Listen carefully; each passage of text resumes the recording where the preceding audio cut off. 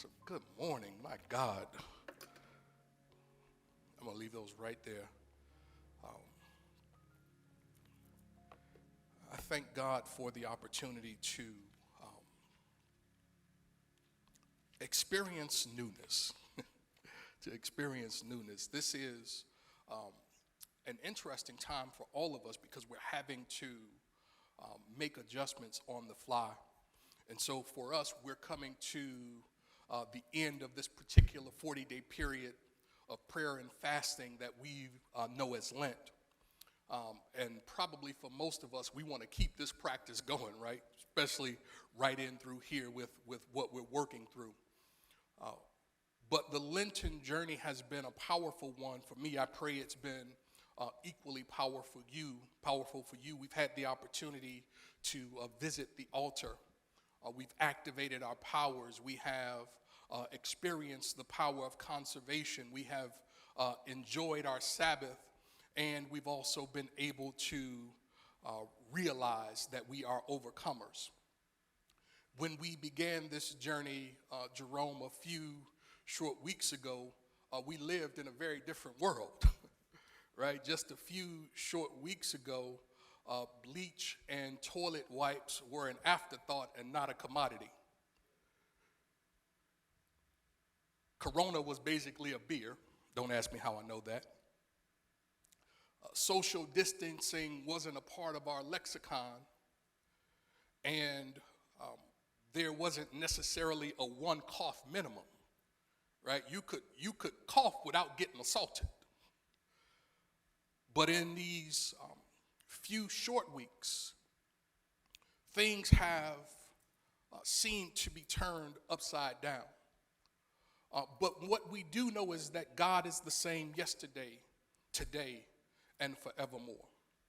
And so as we're navigating this soul-expanding season, we've been doing it with the expressed intention to eliminate from our lives those things that do not serve our spiritual aspirations. And so today we've come to Palm Sunday. Palm Sunday is the Sunday that precedes Easter. It commemorates Jesus' triumphal entry into Jerusalem. His entry into the holy city symbolizes for each and every one of us the opportunity to enter into our own habitation of peace and to enter into the abode of prosperity. How many of you watching me right now are ready for a triumph?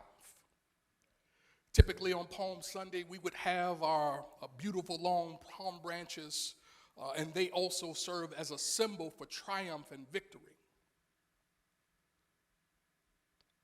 They came to represent the peace that comes when we are no longer experiencing the kind of internal and external competition and conflict.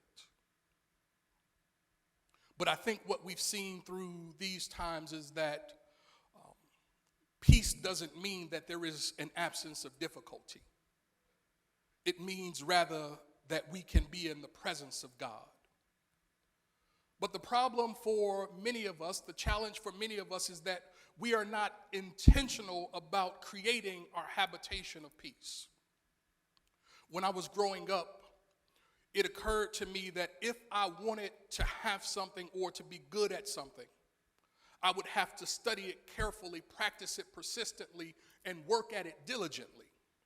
Once I began to study truth, Eric, what I later learned was that what I knew intuitively as a boy, health and happiness, joy and peace, love and success and fulfillment in our life, world, and affairs exist as possibilities, but they do not just occur as a natural part of our human destiny. We say it this way: things don't just happen, they happen just. And so when we live under the misconception that things just happens, it puts us under the law of accident. What is the law of accident? The law of accident, we experience the law of accident when we hope that something will happen without designing it for ourselves. So if I want peace, Alicia, I have to design peace. If I want Health, I have to design health. If I want successful relationships, I have to design successful relationships. It's a mistake to just think that I can accidentally stumble into a life that I do not design. And so if I want to experience peace, I have to be willing to design. Somebody type in the word design in the chat room. I have to be willing to design that peace. And so the challenge for most of us is that what seems like it should be easy, like it seems like peace should be easy, just because it's worthwhile. But I'm sure some of you are finding over these past few days that peace ain't always necessarily easy when you're in tight spaces with people all the time. And so I want to read something to you from Keep a True Lent. We've been working with Keep a True Lent for our Lenten season. I want to read this to you. It says, in Jerusalem, and you can read along with me if you have your book. It's page 188, Palm Sunday. It says, in Jerusalem, in man or in humankind, Jerusalem is the abiding consciousness of spiritual peace, which is the result of continuous realizations. Somebody type that in, continuous realizations. Somebody else put that in your notes. It's the result of continuous realizations of spiritual power tempered with spiritual poise and confidence, right? Jerusalem is the abiding consciousness that is the result of continuous realization. I like the writer of Isaiah because he gives us a handle by which to design peace. The writer of Isaiah, he is writing to, get this, he is writing to a people who are experiencing oppression. Right? He's writing to a people who are experiencing oppression. And so he, in the 25th chapter, we see that he's writing a praise for deliverance from oppression. But then in the very next chapter, he begins to write a song. Right? In the next chapter, he begins to write a song. And one of the lyrics to the song is, you will keep them in perfect peace whose mind is stayed on you because they trust you. He is writing a letter to a people who are under oppression, and then after he writes the letter, he composes a song, and one of the lyrics to the song is, you will keep them in perfect peace whose mind is stayed on you because they trust you. Now let's just unpack that for a minute. One of the first things that occurs to me as he's singing this song, as he's made up this song, see, they're not out of oppression yet, but they're singing the song as a means by which to have peace in the middle of the storm. Right? He wrote the song so that they could sing not on the other side of the breakthrough, but that they could sing their way to the breakthrough.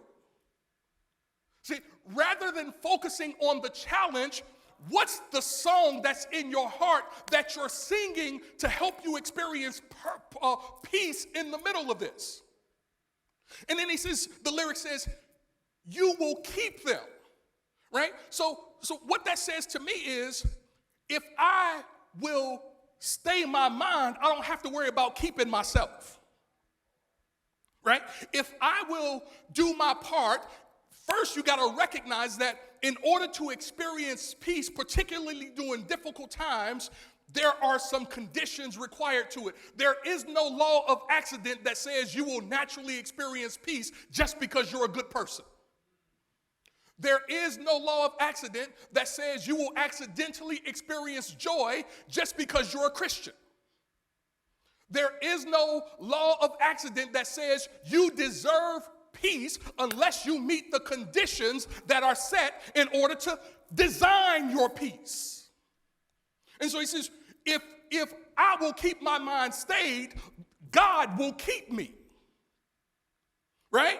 So I don't have to worry about keeping myself. See, some of us are trying to keep ourselves. You don't have to keep yourself. You just have to keep your mind.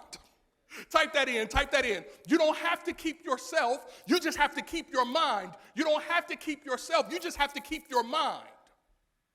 The work for us in order to experience peace in our life, world, and affairs, not just in this season, but in any season, if you want to have peace, you have to stay your mind. By show of hands, and it's go like you at church, it's all good. You can be honest. Everybody around you is safe. By show of hands, how many of you know in your heart of hearts that you have not been staying your mind? You have not been keeping your mind. How many of you know? How many of you know you just let it roam away from you? Right? Me and Honey, we have I can't call him well behaved because he's not that well behaved. But Jack is our little Lhasa Apso. He's older now.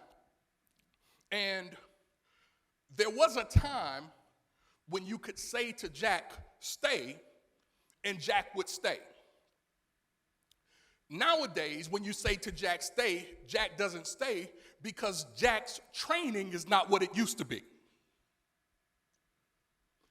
It is not all that different for our minds. In order for us to be able to keep our minds stayed on God, the primary prerequisite and condition is that we train it. See, the mind will run away with you.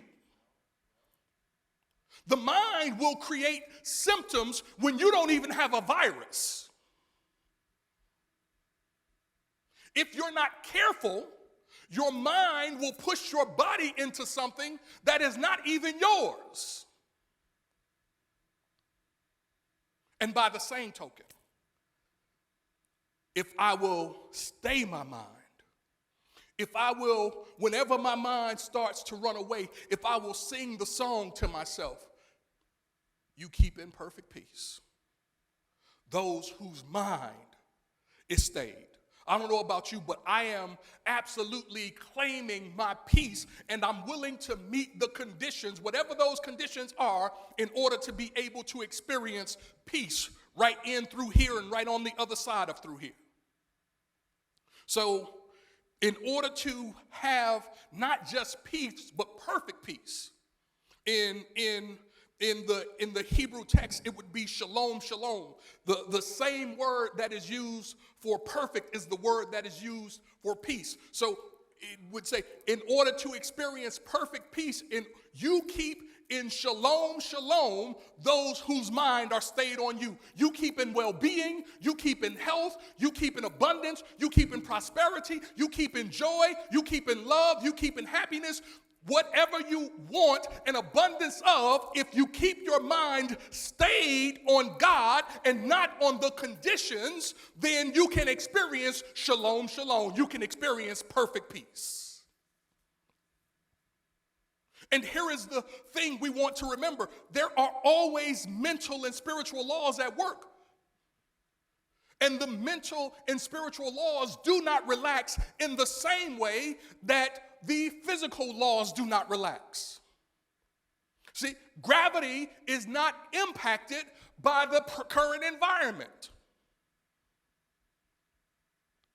If I trip, somebody laughed at me last week. Martin said I tripped over this thing last week.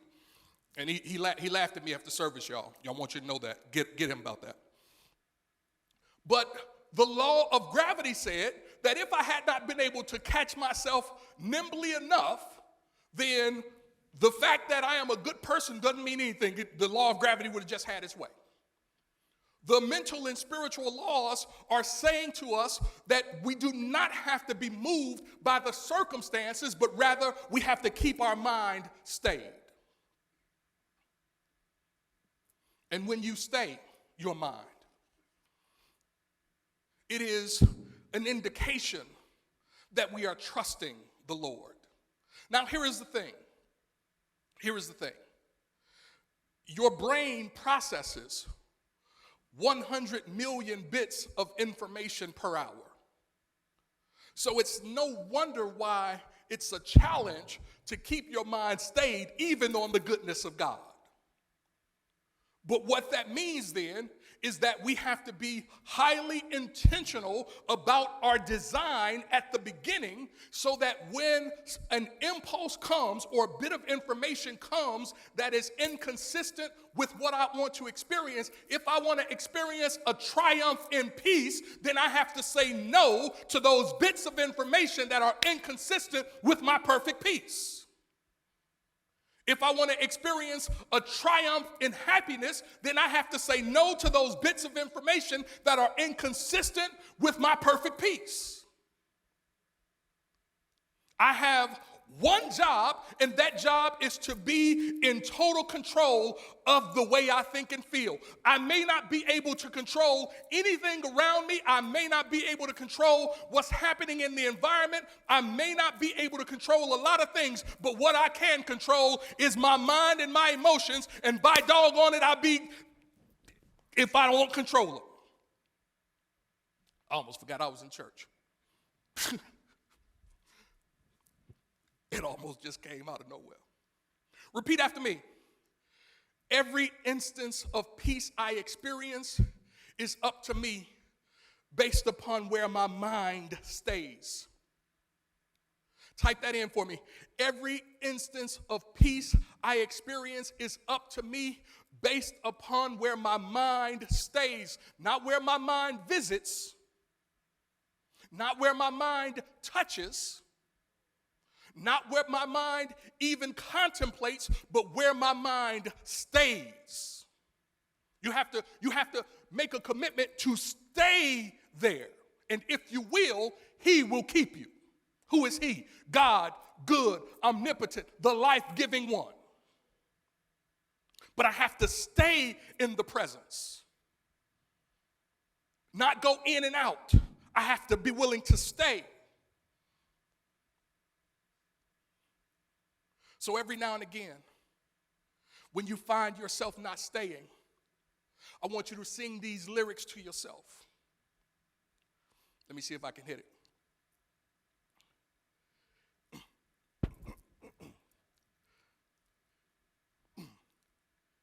You will keep them in perfect peace if they will keep their mind stayed on you. Just sing it to yourself. You will keep me in perfect peace if I keep my mind stayed on you.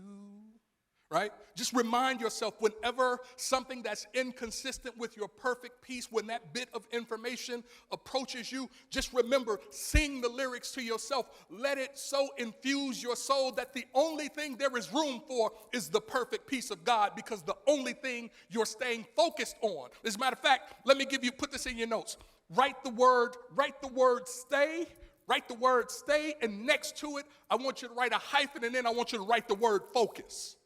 In your notes or on your phone, write the word stay, and next to it, I want you to write the word focus. If you will stay your mind, if you will focus your mind on the presence of God, on the goodness of God, on the joy of God, on the life of God, on the healing activity of God, on the peace of God, then if you will stay there, if you will focus there, then because of your consciousness is trusting in the law of mind in action, it must manifest in your life, world, and affairs. Perfect peace is yours, but you've got to design it. You've got to design it. There is no way around it. It works if we work it. If you want to experience a triumph in a peace, you have to keep your mind stayed. Sing to yourself.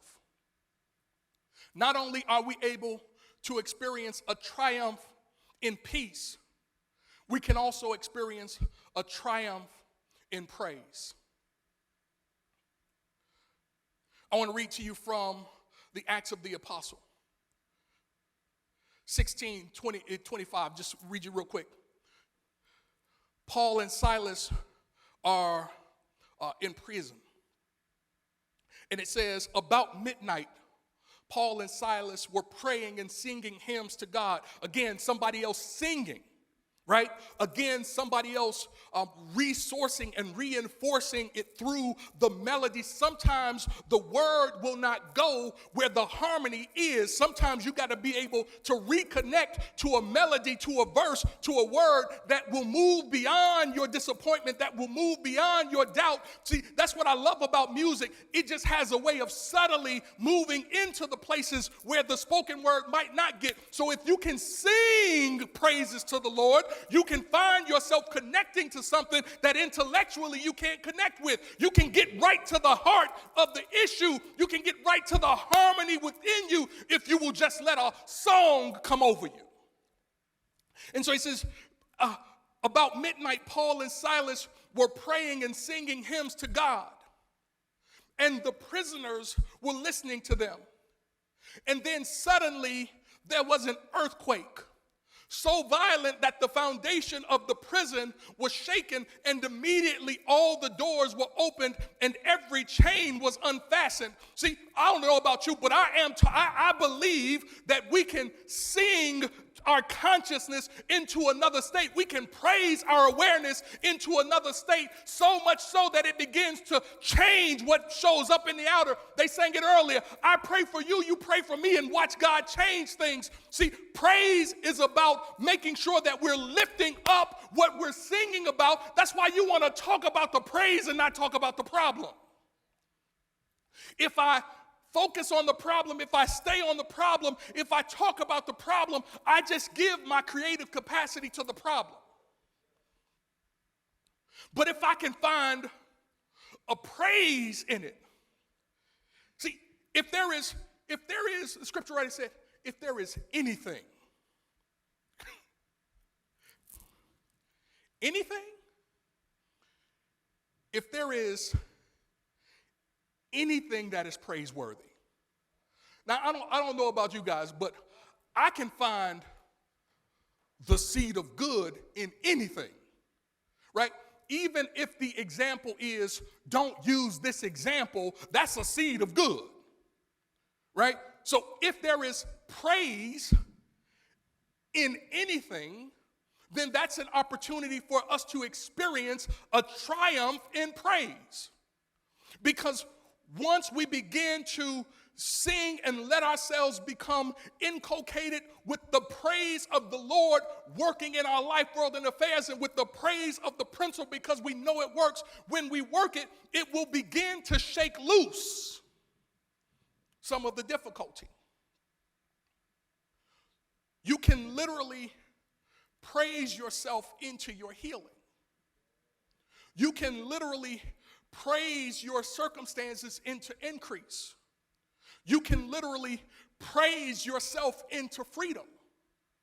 But I've got to be willing to do what may not be common for me to do. Because praise is the quality of mind that seeks and celebrates the good. Let me say it to you this way. Praise is the quality of mind. See, every thought doesn't have the same quality. I just told you we have 100 million impulses, but they don't all have the same quality. Some thoughts are of such a quality that they have the ability to help transform us. Some thoughts, the vibration and level of the quality is so small that it brings us down. How many of you know what it's like to think something, and what you think changes your mood for the worse?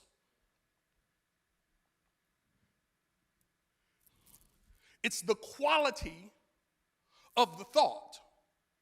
And so praise is the quality of mind that seeks. You got to see, it's not always obvious, metaphysician. It's not always on the surface. Sometimes you have to look through the going through in order to find the God.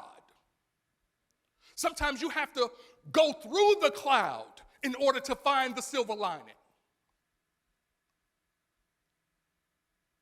And so praise is the quality of mind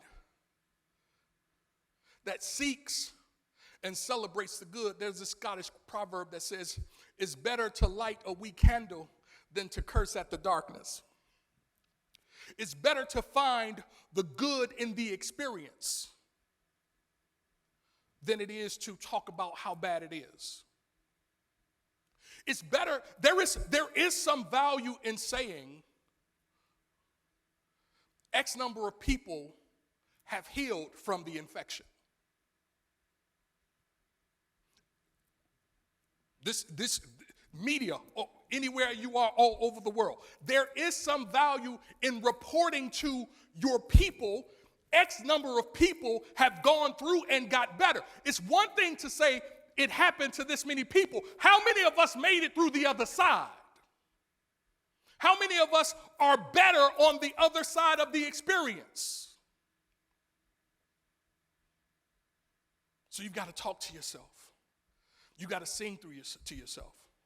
You got to be willing to praise yourself through whatever it is you're going through. That's what Eric Butterworth says, don't just go through life, but grow through life. Let it be a catalyst for you. Let it catapult you. Let your praise lift you up so that it begins to increase whatever you praise. There are mental and spiritual laws at work, gang. And those laws haven't relaxed because of what we're going through. Praise has the ability to impact what we believe. That's why the centurion said to Jesus, I believe, Master, but help my unbelief, right? Praise will begin to work on our unbelief. And we need to praise so that we can begin to shift some of what we think. Just got a lot of thoughts. And it's the one thing we're in control of. Say something like 60,000 thoughts per day. 100 million bits of information winnowed down to 60,000 thoughts per day. And nearly 90% of those thoughts are negative and repetitive. You wonder why you're struggling through the storm. It's because you're not praising enough. Find the good in it. You stuck in the house with somebody you love, find the good in it. Business is struggling, find the good in it. What's the good? Is it challenging you to a new way of being? Not sure what's going to happen? Maybe it's challenging you, pushing you back to a faith. Missing your church? Maybe when you can come back, maybe you should make sure you're a part of filling this place up. See, we want to be in it when we can't. Maybe when we can come back, maybe get back so you can keep yourself grounded. So that when we do go through, we have enough praise and joy in our hearts to experience the goodness of it. So I want to challenge you to make praise a part of your everyday life. I want to challenge you to make gratitude a part of your everyday experience. In order to experience a triumph in praise, make it a part of your everyday activity. Find at least 5 things every day that you can be grateful for. Make a list. Just begin to identify those things that you can be grateful for. We have so much to thank God for. God is so good. Look for it. Find things to praise often about with the people who are in your network, the people you love, the people who are in your circle. Just begin to have a praise and worship experience right where you are. Remember, it was the singing of Paul and Silas that began to break the shackles loose. It was their singing that was causative and created the earthquake. I want to encourage you to get a song of praise in your heart.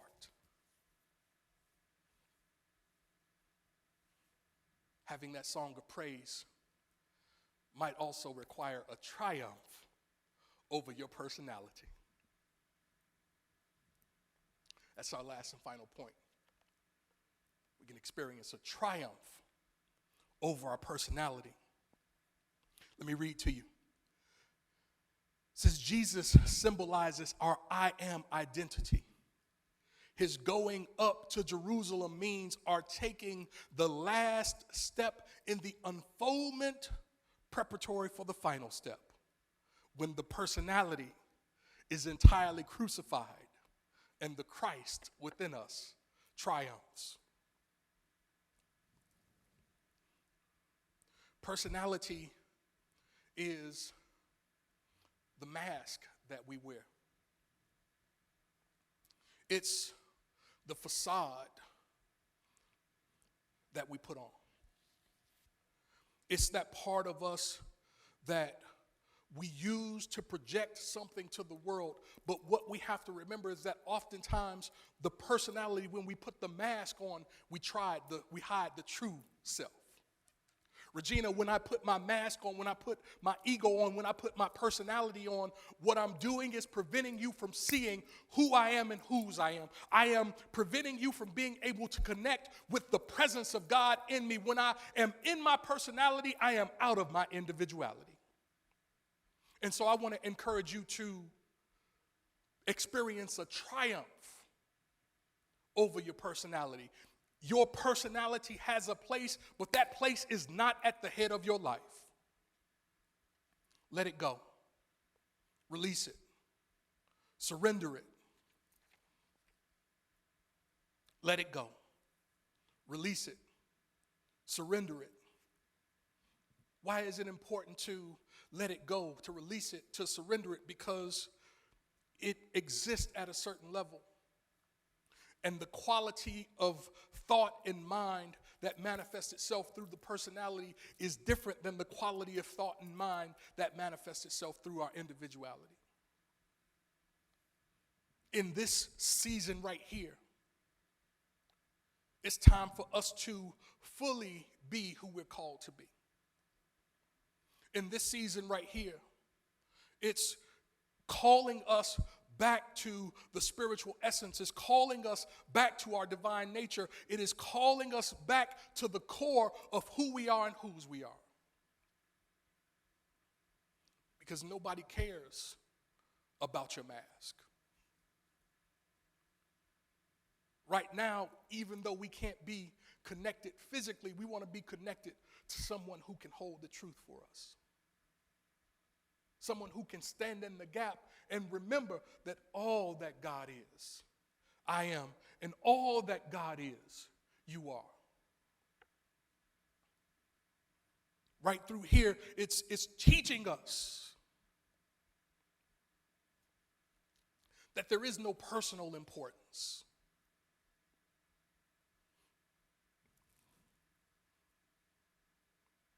It's teaching us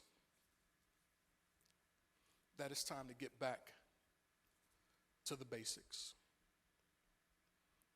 If we want to experience the triumph that Jesus experienced, then we've got to be able to close out the noise of the hosannas. Because the same people on the road who celebrated were the people who persecuted. And so then, if I can't count on human confirmation, what can I count on? I can count on the perfect peace of God. If I can't count on human confirmation, what can I count on? I can count on the principles connected to praise. If I can't count on human confirmation, what can I count on? I can count on the inspiration of my individuality. So here's what I want to encourage you to do. Follow the example laid out for us by Jesus the Christ.